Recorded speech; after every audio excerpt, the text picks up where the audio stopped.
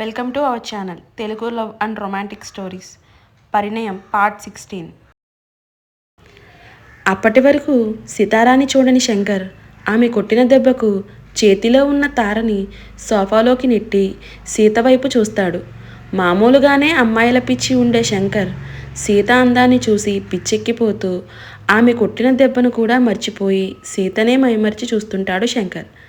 తెల్లని మేని ఛాయితో ఎక్కడికక్కడ అమరి ఉన్న శరీర భాగాలను పట్టి పట్టి చూస్తూ మెడలో ఉన్న తాళి దగ్గర అతడి ఆ చూపు ఆగితే వాడి వికృత చూపులకు ఒళ్ళు మండుతున్న సీత మళ్ళీ కోపంతో అతడిపైకి చేతిని ఎత్తుతుంది. ఆమె చెయ్యి అతడిని చేరడానికి ముందే గాలిలోనే ఆగిపోవడమే కాకుండా వాడి బలిసిన చేతిలో ఆమె నాజూకు చేయి తన రూపాన్ని పోగొట్టుకొని బాధని మిగిలుస్తుంది సీతకి. ఏంటే ఊరుకుంటే తెగ రెచ్చిపోతున్నావు? ఎంత ధైర్యం ఉంటే ఈ శంకర్నే టచ్ చేస్తావు అని కోపంగా సీతని ఉరిమి చూస్తూ ఆమె చేతిని వెనక్కి మడిచి తనకి దగ్గరగా లాక్కుంటాడు శంకర్. ఒరే, ఏం చేస్తున్నావు? ముందు తనని వదులు అని రాధాకృష్ణ గారు అడ్డపడడానికి చూసినా ఇద్దరినీ ఒక తోపుతో వెనక్కి నెట్టేసి అరుస్తున్న సీత వైపు కసిగా చూస్తాడు శంకర్. బావా, ప్లీజ్ తనని ఈ ఫ్యామిలీని వదిలే. నాకు వీళ్ళకి ఎటువంటి సంబంధం లేదు. నీకు కావాల్సింది నేనే కదా. నేను నీతో వచ్చేస్తాను, కానీ వాళ్ళని వదిలే అని అతడి చేతిని పట్టుకొని వేడుకుంటున్న తారని కోపంగా చూస్తూ ఏమీ కాకుండానే ఈ ఇంట్లో ఇన్ని రోజులు ఎలా ఉన్నావే అంటూ గట్టిగా అరుస్తాడు శంకర్. అయినా నాకు ఇప్పుడు కావాల్సింది నువ్వు కాదు తారా, ఇది అంటూ సీత వైపు చూస్తూ ఇది నిన్ను దాని ఇంట్లో పెట్టుకొని ఒక తప్పు చేసింది. ఇప్పుడు నన్ను కొట్టి రెండో తప్పు చేసింది. అలాంటి దీనిని అంత ఈజీగా ఎలా వదిలేస్తాను? నా కోపం, దీని పొగరు రెండూ తగ్గే వరకు దీనికి నా చేతిలో నరకం అంటే చూపించి కొవ్వు తగ్గిస్తాను అని పళ్ళు నూరుతూ అన్నాడు శంకర్. ఏయ్, నీకు పిచ్చా? మర్యాదగా నా చెయ్యి వదులు ముందు. ఇప్పటి వరకు ఉండేది, కానీ నిన్ను చూసిన నిమిషం నుండి మాయమైపోయింది. ఇప్పుడు నాకున్న కోరిక పిచ్చి ఏంటంటే నిన్ను నా సొంతం చేసుకోవడం అని చెప్పాడు శంకర్ సీతనే చూస్తూ. బాబు, ఏదో తెలియక తప్పు చేశాము, దయచేసి మా అమ్మాయిని వదిలేయండి అని శంకర్ కాలు పట్టుకొని వేడుకుంటున్న రాధాగారిని అదే కాలితో వెనక్కి తన్ని సీత జుట్టును పిడికిట బంధించి అడ్డుగా రావడానికి చూస్తున్న కృష్ణగారిని చెంపపై కొడతాడు శంకర్. ప్లీజ్ బావా, వాళ్ళని వదిలే. వాళ్ళందరూ చాలా మంచివాళ్ళు. తప్పు నాదే కదా, ఆ శిక్ష ఏదో నాకు వెయ్యి. ఇంకెప్పుడు ఇలా చెయ్యను అని వేడుకుంటున్న తారని కూడా వెనక్కి తోసేసి సితారాన్ని ఈడ్చుకుంటూ ముందుకు నడుస్తాడు శంకర్. నన్ను వదలరా. నువ్వు నా ఒంటిపై చేయి వేసిన విషయం నా భర్తకి తెలిసిందంటే ఇంకోసారి నన్నే కాదు, ఏ ఆడదాన్ని టచ్ చేయడానికి చెయ్యి కాదు కదా, నీ ప్రాణాలు కూడా తీసేస్తాడు అని సీత అరుస్తుంటే అంత మగాడా నీ మొగుడు అన్నాడు శంకర్. నువ్వు నన్ను విడిచిపెట్టి వెళ్ళకపోతే ఎంత మగాడో మొనగాడో నీకే తెలుస్తుంది కదరా, ధైర్యంగా అంది సీత. ఎంత పొగరే నీకు, నన్ను రా అంటావా? ఊరకుక్కలా మీద పడి ఆడదాని జీవితాలు నాశనం చేసే నిన్ను రా అనే అంటారా కుక్క. ఊసే, ఇప్పటి వరకు నిన్ను ఒక్కరోజైనా అనుభవించి వదిలేయాలి అనుకున్నా, కానీ నీకు ఉన్న పొగరు తీరాలి అంటే ఏం చెయ్యాలో నాకు బాగా తెలుసు అంటూ కృష్ణగారి ఇంటి గుమ్మం దాటుతూ శంకర్ వెనక ఏడుస్తూ బ్రతిమలాడుతూ వస్తున్న కృష్ణగారిని ఉద్దేశించి, మావయ్య, మీరు నా గురించి బాధపడకండి. వీడు నన్ను ఏం చేయలేడు. మీరు ఆయనకి ఫోన్ చేసి విషయం చెప్పండి చాలు అని ఆయనకి ధైర్యం చెప్తున్న సితారాని కారులోకి నెట్టి డోర్ క్లోజ్ చేస్తాడు శంకర్. ఇక ఏమీ చేయలేక నిస్సహాయంగా వెళ్తున్న కార్ని చూసి కృష్ణగారు రోడ్డుపైన కుప్పకూలిపోతే జరిగిన విషయం మొత్తం ఫోన్ చేసి అభికి చెరవేస్తుంది సుప్రజ. తన వల్లే ఇదంతా జరిగింది అని ఏడుస్తూ ఎవరికి ముఖం చూపించాలో తెలియక తార రూమ్లోకి వెళ్ళిపోతే అభి కోసం ఎదురు చూస్తుంటుంది ఆ కుటుంబం. విషయం తెలిసిన రిషిల్ చేతి నరాలు కోపంతో పైకి తేలితే పిడికిలి బిగించి ఇంటి నుండి బయటికి నడుస్తున్న అతడికి ఎదురవుతాడు అభి అదే కోపంతో. రాధాగారు, సుప్రజ తప్ప మిగిలిన వాళ్ళందరూ కారులో తార ఇంటికి స్టార్ట్ అయితే కారు నుండి ఏడుపు తప్ప మరో భావం లేని ఆమె చేతిని చిన్నగా ప్రెస్ చేసి ధైర్యం చెప్తున్న రిషి భుజంపై వాలిపోతుంది తార. డ్రైవింగ్ చేస్తూనే ఫ్రంట్ మిర్రర్ నుండి అది గమనించిన అభిలో చిన్న నవ్వు చేరినా సీత గురించిన అలజడి మాత్రం తగ్గదు అభిలో. కారు ఇంటి ముందు ఆగడంతో ఒక కారులో ఉన్న సితార జబ్బ పట్టుకొని లాక్కొని వెళ్ళి ఆమెని హాల్లో పడేస్తాడు శంకర్. ఫ్లోర్పై పడిన సీత దెబ్బ తగిలిన నొప్పికి అమ్మా అంటూ అరవడంతో వంటగదిలో పని చేసుకుంటున్న శంకర్ తల్లి హాల్లోకి వచ్చి కింద పడి ఉన్న సితారాని అయోమయంగా చూస్తూ ఎవర్రా ఈ అమ్మాయి అని అడుగుతారు. అది నాకు నచ్చింది, తీసుకుని వచ్చాను పొగరుగా అంటాడు శంకర్. తల్లికి కాస్త అయినా జడవకుండా ఒరే తనకి పెళ్ళయిందిరా అంటూ మెడ నుండి బయటకు వేలాడుతున్న సీత తాలిబొట్టును చూస్తూ భయంగా అంటారు ఆవిడ.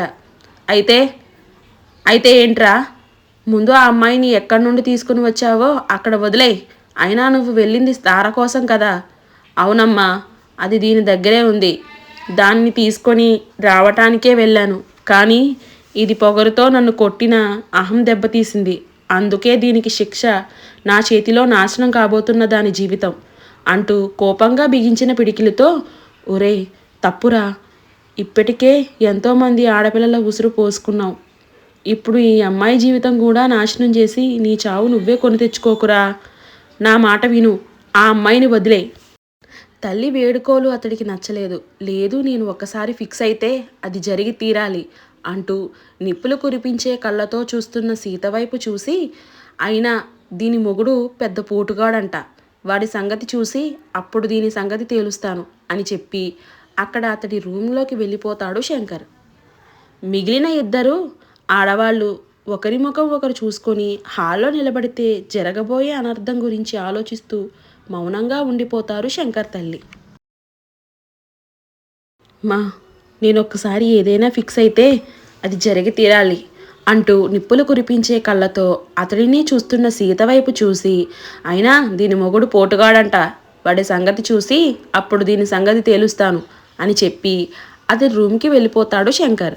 హాల్లో మిగిలిన ఆడవాళ్ళిద్దరూ ఒకరి ముఖం ఒకరు చూసుకొని హాల్లో నిలబడితే జరగబోయే అనర్థం గురించి ఆలోచిస్తూ మౌనంగా ఉండిపోతారు శంకర్ తల్లి. హాల్లో ఉన్న సీత ఆ ఇంటి చుట్టూరు కళ్ళను సాగనంపితే ఒకచోట వాల్కి టీవీగా ఉన్న 50 ఏళ్ల వయసు గల జంటకి దండ వేసి కనిపిస్తుంది. వారిని తారా తల్లిదండ్రులుగా గుర్తించి ఒక నిమిషం వారిని చూసి చూపును తిప్పేస్తున్న సీతకి కనిపిస్తారు శంకర్ తల్లి. నువ్వెవరో నాకు తెలియదు, కానీ నా కొడుక్కి కోపం వస్తే ఏం చేస్తాడో నాకు తెలుసు. అందుకే చెప్తున్నా, వాడిని క్షమించు అని సీత దండం పెడుతూ అడిగి ఈ ఇంటి నుండి వాడి నుండి బయటపడు అంటారు శంకర్ తల్లి.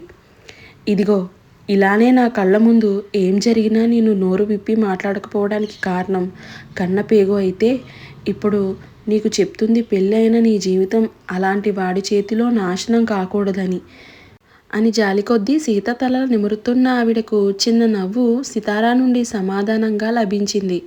అయితే సీత అర్థం తెలియని నవ్వును సహించలేక హాల్లో నుండి వెళ్ళిపోతారు శంకర్ తల్లి. అభి ఎక్కడున్నావు, తొందరగా రా అభి. పైకి నటిస్తున్నా కానీ నాకు చాలా భయంగా ఉంది. అయినా నాకు తెలుసు ఈ పాటికి నీకు విషయం తెలిసే ఉంటుంది. నా కోసం బయలుదేరి ఉండి ఉంటావు కదా. నీ కోసం వెయిట్ చేస్తున్నా అభి, ప్లీజ్ తొందరగా రా అని మౌనంగా మనసులో అభిని కోరుకుంటూ సోఫాలోకి జారబడి కళ్ళు మూసుకుంటుంది సితార. తార చెప్తున్న రూట్ ప్రకారం ఊరిలోకి ఎంటర్ అయిన అభి వాళ్ళ తరువాత దారిలోనే తేజ్, కృష్ణగార్లు ఆగిపోతే తారా ఇంటివైపు పయనం చేస్తుంది మిగిలిన వాళ్లతో ఉన్న అభి కార్. ఒక మాదిరిగా గ్రామం అంతా పెద్దగా ఉన్న ఊరిలో జనాభా తక్కువగా కనిపించడంతో చుట్టూ పరిసరాలను చూస్తూనే శంకర్ ఇంటి ముందు కారు ఆపిన వాళ్ళకి ఆ ఇంటి చుట్టూ కాపలా కాస్తూ ఇంచుమించుగా 40 మంది రౌడీలు దర్శనమిస్తే వారినే సీరియస్గా చూస్తూ కారు నుండి కిందకి దిగుతున్న వీరిషీలు వాళ్ళనే అనుసరిస్తూ తార ఎవరి మీరు అని అడగాలి అనుకున్న గేట్ దగ్గర కాపలా కాస్తున్న మనుషులతో ఒకడు ఇద్దరి మధ్యలో కనిపిస్తున్న తారని చూసి ఆ మాట ఆపేసి ముగ్గురిని గేట్ తీసి లోపలికి పంపిస్తాడు. భయంగా ఇంటి ఆవరణలో అడుగుపెడుతున్న తార మనసుకి తండ్రి తల్లి ప్రేమకు గుర్తుగా మిగిలిన జ్ఞాపకాలు చూస్తూ భారంగా నడుస్తున్న ఆమెని గమనించిన రిషికి తన సిచ్యువేషన్ అర్థమవుతున్నా అతడి మనసు సితారా కోసం వెతుకుతూ గుమ్మాన్ని చేరుతుంది. హాల్లోని సోఫాలో లుంగీ ఇంకా బనియల్తో, చేతిలో డ్రింక్ గ్లాస్తో, ఎరిపెక్కిన ముఖంతో, పొగరబలిసిన చూపులతో కూర్చున్న శంకర్ అవతారం చూడడంతోనే గుండెల్లో గుబులు మొదలు అయితే భయంతో రిషి వెనుక నిలబడిన ఆమెను షార్ప్ కళ్ళతో చూస్తూనే డ్రింక్ షిప్ చేస్తాడు శంకర్. పట్టలేని కోపం అభి. రిషిల కళ్ళల్లో కనిపిస్తున్న ఆ ఇద్దరిలో సీత భర్త ఎవరో అర్థం కాకపోయినా, ఓహో వచ్చారా, ఇంతకీ మీ ఇద్దరిలో ఎవరు దాని పోటుగాడు అయిన మొగోడు అంటూ అభి వైపు చూపు నిలిపిన శంకర్ కళ్ళల్లో ఆశ్చర్యం. శంకర్ ఎవరో తెలియదు అభికి, మరియు ఇప్పుడు అతడు ఉన్న సిచ్యువేషన్లో తెలుసుకోవాలి అనే ఇంట్రెస్ట్ కూడా లేకపోవడంతో ఇంట్లోకి వస్తూనే సీత అని అరుస్తున్న చుట్టూ చూస్తున్న అతడినే చూస్తూ ఉంటారు మిగిలిన వాళ్ళందరూ. అతడి నిరీక్షణకు రూపంగా రెండో పిలుపు పూర్తి కాకముందే అభి అంటూ పరుగుతో రూమ్ నుండి వచ్చేసి అతన్ని చుట్టేస్తుంది సితారా. సీత, సారీ బంగారం, సో సారీ, నేను చాలా లేట్గా వచ్చాను కదా, సారీరా, నా వల్లే ఇదంతా జరిగింది, ఈ ఒక్కసారికి నన్ను క్షమించు, ఇంకోసారి ఇంకా కాకుండా చూసుకుంటాను అని కళ్ళు నుండి కారుతున్న నీళ్లతో ఆమె భుజాన్ని తడిపిస్తూ అంటాడు అభి. సితారా సేఫ్గా ఉన్నందుకు ఆనందపడి 2 అడుగులు ముందుకు వేసిన రిషి ముఖ కదలికలు మారిపోతాయి అభి సీత ప్రేమ అనుబంధానికి. ఒక పక్క శంకర్కి జడుస్తూనే మరోవైపు ఆ ముగ్గురి మధ్యలో సంబంధం అర్థం కాక మౌనంగా నిలబడుతుంది తార. అప్పటి వరకు భయం బయటపెట్టలేని సితార అభిని చూడడంతోనే ఆ భయాన్ని గాలికి వదిలేసి తేలికగా ఊపిరి పీల్చుకుని అక్కడే నిశ్శబ్దంగా నిలబడిన శంకర్ని చూస్తూ అభి నుండి వేరుపడి భర్త చేతిని చుట్టేసి అతడి భుజం వెనుక నిలబడుతూ యాటిట్యూడ్గా శంకర్ వైపు చూస్తుంది సితార.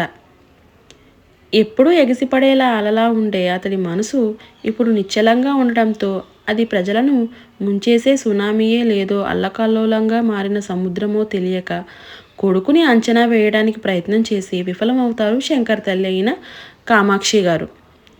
అభి పైనే ఉన్న శంకర్ చూపు మారకపోవడంతో కళ్ళతోనే భావాలను చదువుతున్న సితార అతడి కళ్ళల్లో ఉన్న భావాలు అర్థం చేసుకోలేకపోయింది. నీకు ఎంత ధైర్యం ఉంటే మా ఇంటి ఆడపిల్లని ఇక్కడకు తీసుకుని వస్తావురా అని ఆవేశంగా శంకర్ గొంతు పట్టుకున్న రిషిల్ చేతులను విరుసుగా నెట్టేసి, నువ్వు అభినందన కాదా అంటూ వాళ్ల ముందు నిలబడతాడు శంకర్.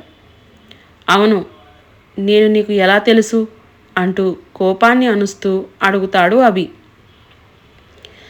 నాకెందుకు తెలియదు సార్, మీరు అమ్మ అతన్ని గుర్తుపట్టావా అంటూ తల్లి వైపు చూస్తూ అడుగుతున్న కొడుకు మాట అర్థం కాక నొసలు ముడేసి ఆలోచనలో మునిగిన ఆవిడకు గతం గుర్తుకు రావడంతో, ఎలా మర్చిపోతాను ఈ అబ్బాయిని, ఈరోజు నీ చెల్లి ప్రాణాలతో ఉండడానికి కారణం ఈ మహానుభావుడే కదా అంటూ ముందుకు వస్తారు కామాక్షి చెమ్మగిల్లిన కళ్ళతో.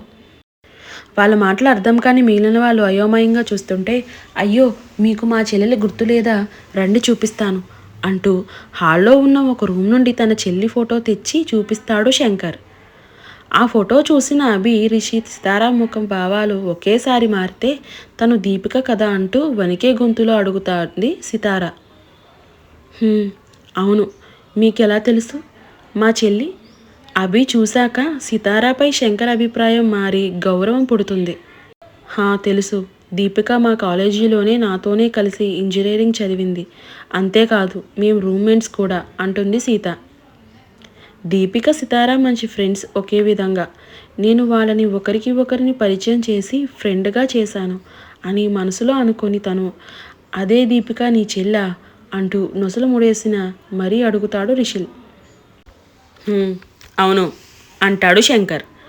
కానీ అభి మీకు దీపిక ఎలా తెలుసు, తనని మీరు కాపాడారు అని చెప్తున్నాడు ఏంటి అని డౌట్ ఫేస్ పెట్టి అడుగుతుంది సితార అభిని. ఆమె మాటలకి అందరూ అభి వైపు చూస్తుంటే, తను నీకు ఫ్రెండ్ అని అప్పుడు నాకు తెలియదు సీత అండ్ అంటూ టెన్షన్గా అతడి వైపే చూస్తున్న సితారాకి స్ట్రైట్ లుక్ ఇచ్చి, దీపిక షీ లవ్స్ మీ అంటాడు అభి. వాట్, తను నిన్ను లవ్ చేయడం ఏంటి, ఇదంతా ఎప్పుడు జరిగింది అంటూ నీళ్లు నిండిన కళ్ళతో అడుగుతున్న సీతను చూస్తూ, ఏంటి, దీపిక అభిని లవ్ చేసిందా? మరి నాకెందుకు ఫోన్ చేసి సితారా అభి గురించి అనుమానం వచ్చేలా చేసింది? తనే కదా ఆ రోజు రోడ్పై సితారా అభి ఎవరో కూడా తెలియకుండానే హక్ చేసుకున్న పిక్ పెట్టింది. తరువాత సీత ఎక్కడికి వెళ్తుందో ఎప్పటికప్పుడు నాకు ఇన్ఫర్మేషన్ ఇచ్చేది దీపికానే కదా అని మనసులో అనుకుంటూ, అసలు ఇవన్నీ చేయడం వెనుక ఆమె ఉద్దేశం అభి నుండి సితారాని దూరం చేయటానికా అని మనసులోనే డౌట్ పడతాడు రిషి. మళ్ళీ అంతలోనే, అయితే దీపిక ఇవన్నీ చేసింది సితారా తన ఫ్రెండ్ అన్న బాధ్యతతో కాదు అన్నమాట అనుకొని సితారాని తప్పుగా అర్థం చేసుకున్నందుకు ఫీల్ అవుతాడు రిషిల్. అభి, అసలు ఏం జరిగిందో నాకు సరిగ్గా చెప్పు ప్లీజ్ అంటున్న సితారా మాటలకు ఆమె చేతిని ఇంకా గట్టిగా పట్టుకొని, చెప్తాను సీత, నువ్వు టెన్షన్ అవ్వకు అంటూ తనతో దీపిక పరిచయం గురించి చెప్తాడు అభి. దీపిక సితారా ఫ్రెండ్స్. ముందు పార్ట్స్లో ఉంది, బట్ అప్పుడు నేమ్ ఇవ్వలేదు తనకు. సీత రిషికి మంచి ఫ్రెండ్గా పరిచయం అయింది. మరి మన అభికు దీపిక ఎలా పరిచయం అయిందో రేపు తెలుసుకుందాం. కానీ అప్పటికి అభి బెంగళూరులో జాబ్ చేస్తూ ఫ్రీ టైమ్స్ దొరికినప్పుడు వైజాగ్ వచ్చి సితారా కోసం వెతుకులాట సాగించేవాడు. ఈ ప్రాసెస్లోనే అభికి సితారాకి దీపిక ఫ్రెండ్ అని తెలియదు. To be continue.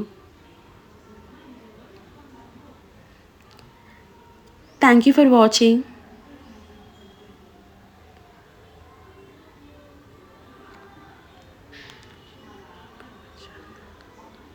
Please like, share, subscribe our channel.